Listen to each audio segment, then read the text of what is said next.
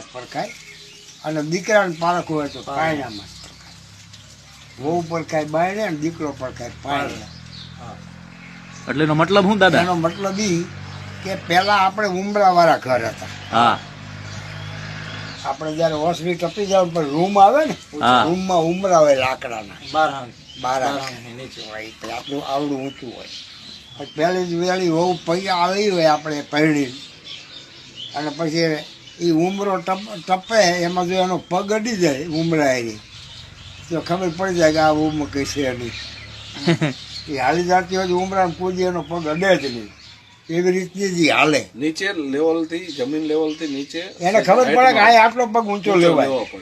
ઠેબુ નો આવે. ઉમરો ટપતી વખતે ઓળખી જાય આપણા ગઈઢિયા જો એના પગ આવે તારે ભટકાય, જાય તારે ભટકાય કે આમાં કઈ છે નહીં.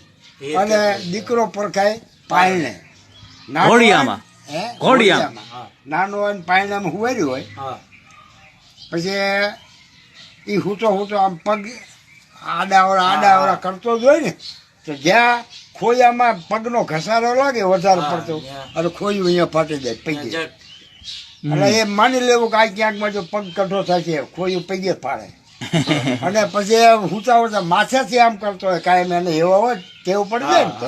પણ બહુ ઘસે માથે તો માથા એ ખોયું ફાડે તો એ માથા કઠો થશે ગમે ત્યાં મળદમાં, ગમે ત્યાં માથો કાઢે.